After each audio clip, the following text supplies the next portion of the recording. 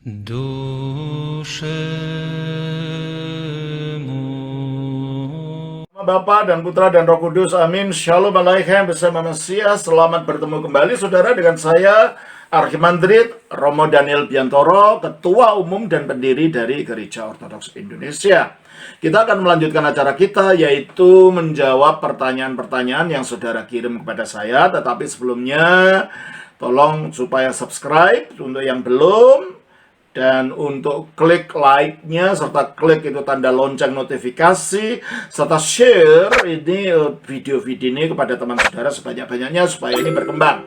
Dan kalau saudara merasa terbeban untuk mendukung pelayanan ini supaya ini makin hari makin dapat memberikan informasi yang menolong bagi keimanan saudara, saudara bisa mengirimkan persembahan saudara kepada alamat bank yang ada di bawah ini, ya. Dan kalau saudara ingin belajar lebih lanjut dan ingin menjadi anggota Gereja Ortodoks, menjadi bagian dari Gereja Ortodoks, saudara bisa menghubungi teleponnya Romo Yakobus di situ. Tanyakan supaya saudara bisa digabungkan pada WA grup, ya, grup WA namanya Katekisasi Nasional. Saudara akan belajar di sana melalui Katekisasi Nasional. Hanya saya ingatkan bahwa yang boleh masuk di situ hanya orang yang memang ingin jadi ortodoks. Yang enggak, ya enggak. Saudara cukup lihat dari YouTube ini saja. Dan kalau saudara ingin belajar lebih akademis, kami punya program Sekolah Teologia Online.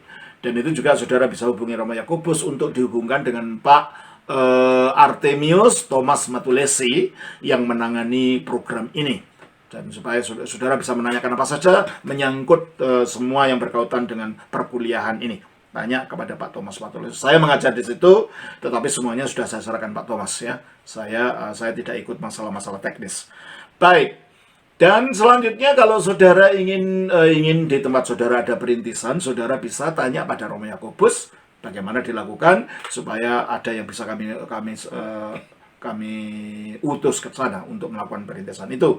Kalau saudara ingin beribadah dengan kami, untuk mengunjungi, nanti di akhir daripada video ini ada daftar alamat parokia dan komunitas-komunitas kami yang ada di mana-mana. Saudara boleh datang di sana.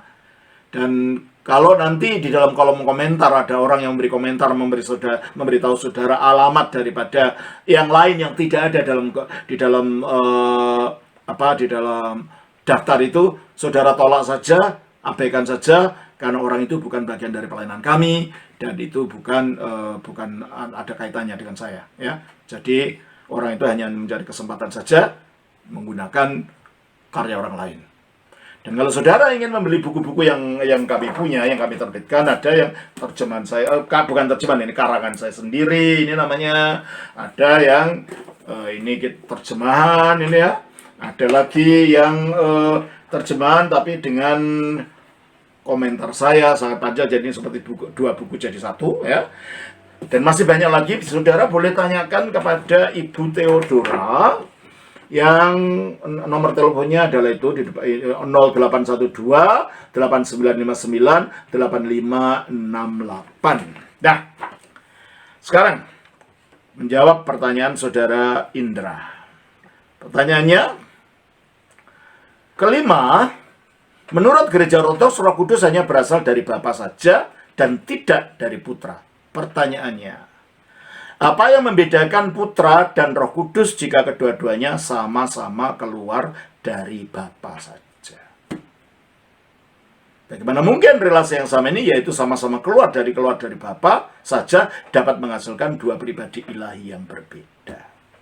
Kita baca 1 Korintus 8 ayat 6. Namun bagi kita hanya ada satu Allah saja, yaitu Bapa.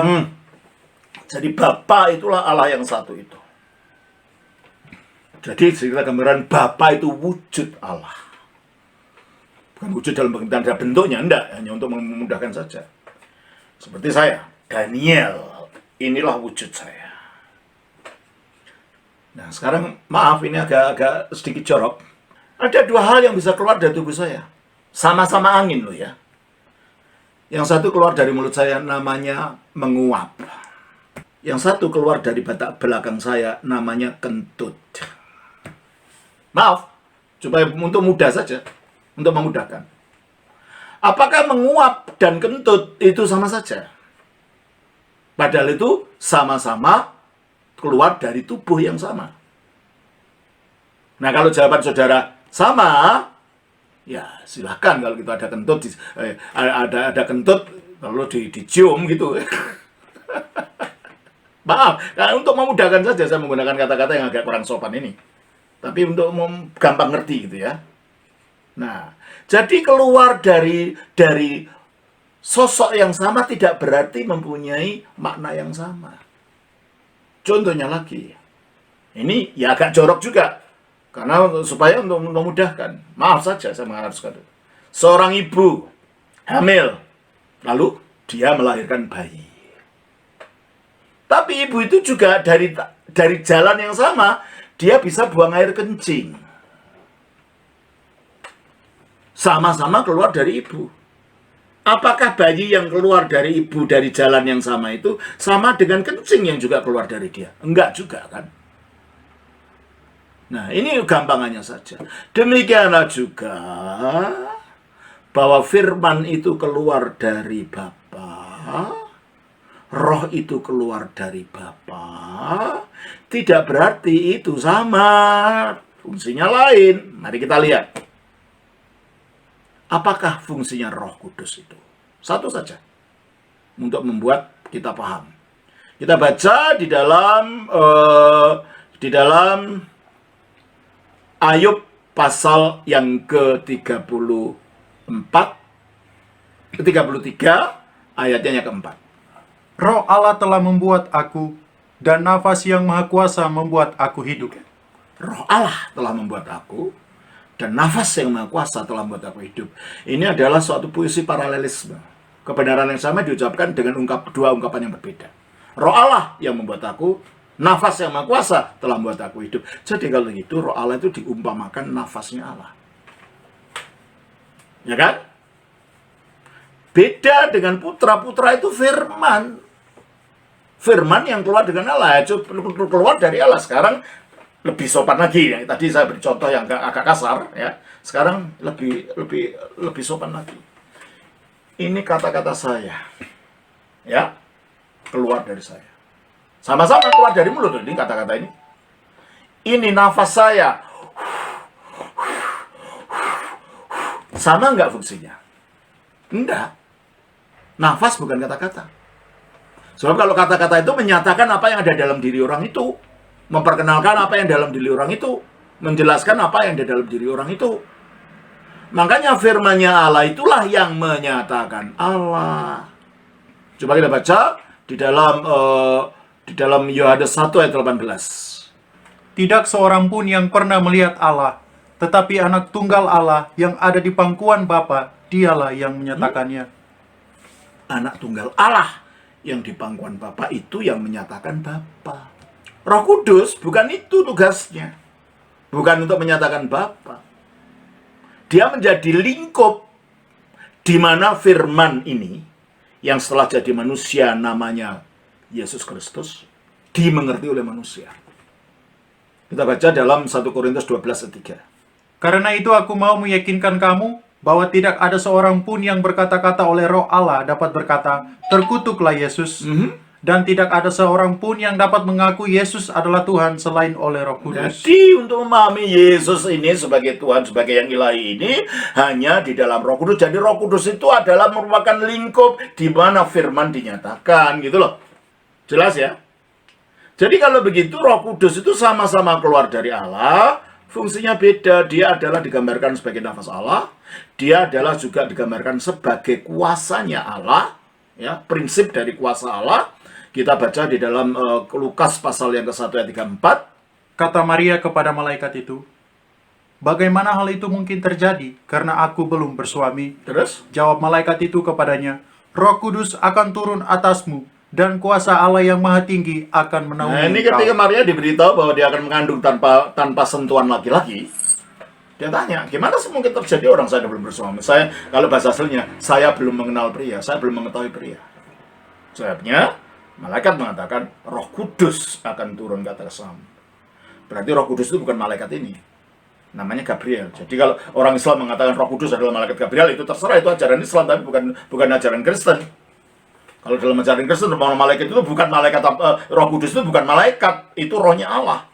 Dikatakan Roh Kudus akan turun ke atas kamu dan kuasa yang maha tinggi akan menaungi kamu. Ini juga paralelisme. Kebenaran yang sama diucapkan dalam dua bentuk yang berbeda. Kalau di dalam Ayub tadi dikatakan sebagai nafas, di sini sebagai kuasa. Nah, kalau gitu, fungsinya Roh Kudus yang keluar dari Allah itu adalah untuk menyatakan kuasa Allah, yang melaluinya Allah menyatakan kuasa, yang melaluinya Allah menyatakan memberikan kehidupan, sehingga dia bisa dikatakan sebagai prinsip hidup. Maka dikatakan di dalam Roma 8 ayat 2, roh yang memberi hidup. Roh memberi hidup. Karena dia adalah prinsip hidup. Itulah sebabnya dalam pengakuan iman Nikea dikatakan, aku percaya pada Roh Kudus, Tuhan Sang Pemberi hidup. Karena dikatakan roh memberi hidup. Dialah yang memberi, melalui rohnya inilah Allah mengebuskan kehidupan pada semua makhluk. Tetapi melalui kata-katanya atau firman-Nya lah Allah mengucapkan, jadi sama-sama keluar dari mulut, sehingga semuanya terjadi. Kita baca di dalam Mazmur pasal yang ke-33 ayat yang ke-6. Oleh firman Tuhan langit telah dijadikan, oleh nafas dari mulutnya segala tentaranya. Oleh firman Tuhan langit dijadikan. Jadi Tuhan menjadikan segala sesuatu sampai berbentuk segala sesuatu ciptaan ini, ciptaan yang nampak mata yaitu dunia malaikat, maupun ciptaan yang tak nampak mata itu dunianya malaikat, alam roh, atau ciptaan yang nampak mata yaitu dunia kita ini. Semuanya dijadikan oleh firman. Tetapi semuanya itu dihidupi oleh roh yang disebut nafas tadi. Oleh firman Tuhan langit telah dijadikan. Oleh nafas dari mulutnya, ingat menurut Ayub 33 ayat 4 yang disebut nafas itu Roh Kudus. Oleh nafas dari mulutnya segala tentaranya. Tentara langit itu adalah, kalau itu yang dimaksud adalah langit yang rohani yaitu alam surgawi, itu maksudnya malaikat. Kalau yang dimaksud langit biasa itu artinya planet-planet. Jadi oleh nafas firman Tuhan langit telah diciptakan, antariksa ini diciptakan. Tetapi oleh nafas dari mulutnya, yaitu oleh rohnya, segala tentaranya. Jadi kalau gitu Tuhan menciptakan, Yahweh itu menciptakan melalui firman-Nya dan rohnya. Padahal firman ya keluar dari mulut, roh juga keluar dari mulut. Tapi realitanya berbeda, sama-sama keluar dari mulut. Gitu ya. Nah itulah saudara-saudara untuk pertanyaan saudara. Selanjutnya saudara juga mengatakan, mengapa Roh Kudus tidak disebut putra Bapa juga? Mengapa putra disebut anak tunggal? Bukan hanya putra saja yang keluar dari Bapa, tetapi juga Roh Kudus. Enggak, fungsinya beda kok. Ya, kata-kata saya ini menyatakan saya. Sehingga kalau orang mengenal kata-kata saya, dia mengenal saya, wajahnya seperti saya. Biasanya kalau dalam dunia fisik, kita tahu bahwa anak kecil itu anaknya seseorang. Kenapa? Dari wajahnya. Melihat wajahnya itu, oh ini anak bapak itu, karena mirip. Demikianlah Kristus itu sebagai firman menyatakan Bapa, sehingga dia serupa dengan Bapa itu. Dalam arti melalui dia kita mengenal Bapa itu. Barang siapa melihat aku, dia melihat Bapa. Coba kita baca di dalam Yohanes pasal 14 ayat yang ke-9. Kata Yesus kepadanya, telah sekian lama aku bersama-sama kamu, Filipius, namun engkau tidak mengenal aku. Barang siapa telah melihat aku, ia telah melihat Bapa. Jadi kalau begitu Yesus adalah gambarnya Bapa, karena melihat dia orang mengenal Bapa. Coba kita baca dari Kolose pasal 1 ayat 15, maaf. Ia adalah gambar Allah yang tidak kelihatan. Iya, gambar Allah. Karena melihat dia kita melihat Bapa. Berarti dia yang mewahyukan Allah, yang menyatakan Allah. Yohanes 1 ayat 18. Tidak seorang pun yang pernah melihat Allah, tetapi anak tunggal Allah yang ada di pangkuan Bapa, dialah yang menyatakannya. Jadi kalau gitu tugasnya firman, fungsinya firman di dalam Allah itu untuk menyatakan Allah. Nah, firman yang tadinya berada dalam Allah sejak kekal, pada mulanya adalah firman, firman itu bersama-sama dengan Allah. Jadi seolah-olah Allah itu sejak kekal mengandung firman-Nya. Nah, firman itu lalu keluar dari Allah. Kita baca dalam Yohanes pasal 8 ayat 42. Kata Yesus kepada mereka, Jikalau Allah adalah Bapamu, kamu akan mengasihi aku, sebab aku keluar dan datang dari Kalau dia Allah. keluar dari Allah, tadinya di dalam Allah, dikandung dalam Allah sejak kekal. Nah, kalau dalam bahasanya manusia, yang dikandung lalu dilahirkan atau keluar, itu namanya apa? Anak. Itulah sebabnya firman itu disebut anak, karena dikandung satu dalam Allah, akhirnya keluar dari Allah tanpa meninggalkan kesatuannya dengan Allah, maka dia disebut anak. Allah ada berapa? Ada satu. Firman-Nya ada berapa? Ada satu juga. Padahal firman itu disebut anak. Anak yang cuma satu, itu apa? Ya anak tunggal, gitu loh. Jadi anak tunggal artinya firman yang satu-satunya, itu artinya. Coba kita baca di dalam Yohanes 1 ayat 14. Firman itu telah menjadi manusia dan diam di antara kita, dan kita telah melihat kemuliaannya, yaitu kemuliaan yang diberikan kepadanya sebagai anak tunggal Nah, Bapa. firman itu sebagai anak tunggal Bapa. Jelas kan? Jadi disebut anak tunggal dia firman, karena dia dikandung oleh Allah tapi keluar dari Allah, seolah-olah dilahirkan.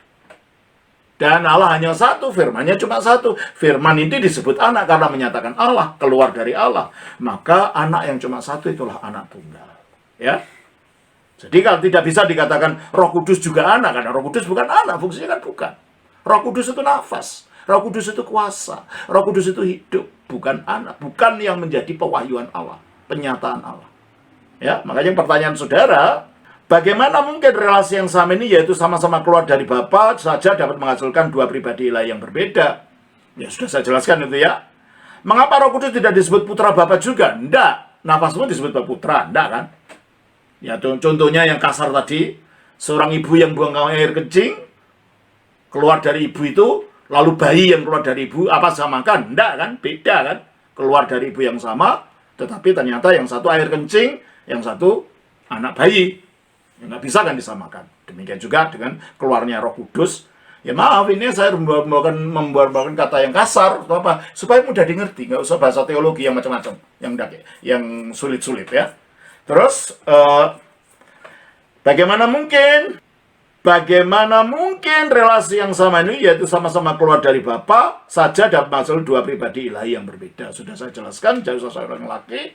Mengapa Roh Kudus tidak disebut putra juga? Enggak, karena Roh Kudus bukan yang menjadi pewahyuan Bapa, yang menyatakan Bapa. Tidak ada ayat Alkitab mengatakan barang siapa melihat Roh Kudus, dia melihat Bapa. Tetapi Alkitab mengatakan barang siapa melihat aku, Kristus, maksudnya dia melihat Bapa. Justru melalui Roh Kudus kita mengenal Kristus itu. Jadi fungsinya beda, maknanya beda ya. Bukan hanya putra saja yang keluar dari Bapa, tapi juga Roh Kudus. Iya, keluarnya beda-beda kan. Fungsinya beda-beda dan Roh Kudus pun beda. Roh itu bukan firman. Ya, nafas saudara kan bukan kata-kata saudara. Biarpun sama-sama keluar dari mulut. Ya kan? Nah, itu gampangnya saja.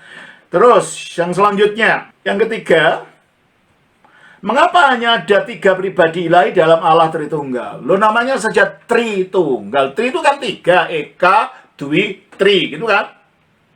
Lalu tunggal. Nah ini satu Allah gitu loh. Karena yang sebutannya Tri itu disebut Bapa, yaitu Allah yang esa itu, Putra yaitu firman-Nya yang keluar dari Allah, Roh Kudus itu prinsip hidup dan kuasa, Roh Allah yang keluar dari Allah. Maka namanya Tritunggal. Nah, kalau itu harus, saya baca lagi. Mengapa hanya ada tiga pribadi lah? Kalau lebih dari pribadi, banyak pribadi, ya namanya bukan Tritunggal, namanya multitunggal, gitu kan? Iya kan? Kalau namanya Tritunggal ya harus tiga, namanya Tri. Tapi itu suatu kesatuan gitu, ya. Itu Allah yang satu itu karena yang disebut Putra itu firman-Nya, yang disebut Roh itu Roh Kudus itu adalah Rohnya Allah yang ada di dalam Allah. Bukankah jika dari Bapa berasal Putra dan juga Roh Kudus, maka bisa juga menghasilkan pribadi ilahi lainnya yang jumlahnya tidak terbatas. Kalau begitu namanya politeisme. Coba saudara Indra, berapa orang yang bernama Indra Weduru? Mungkin dari Nias ya saudara ya, karena sudah tidak menjelaskan. Berapa orang? Satu kan? Anda punya akal pemikiran berapa? Satu juga yang keluar jadi wujud kata-kata. Anda punya roh berapa? Ya satu juga. Maka di dalam diri indera yang satu ini ada firman yang satu, ada roh yang satu. Tidak mungkin indera yang satu itu lalu mempunyai banyak roh, lalu punya banyak firman. Kan tidak. Ya ekspresinya macam-macam, tapi itu kan firman yang sama tadi, keluar dari cara pemikiran yang sama tadi, gitu kan. Nah, demikian juga dalam Allah. Kalau Allah itu hanya satu, coba kita baca di dalam 1 Korintus 8 ayat 6 tadi. Namun bagi kita hanya ada satu Allah saja. Galatia 3:20. Seorang pengantara bukan hanya mewakili satu orang saja, sedangkan Allah adalah Allah satu. adalah satu, ya tak? Kita baca juga Yohanes 17 ayat 3. Inilah hidup yang kekal itu, yaitu bahwa mereka mengenal Engkau satu-satunya. Satu-satunya yang benar. Kalau Allah itu satu, maka dia punya firman yang cuma satu, dan firman ini yang disebut anak itu. Dan dia juga punya roh yang satu. Roh ini yang memberi hidup, dan roh ini yang memberi kuasa. Roh ini yang memberikan kehidupan pada ciptaan.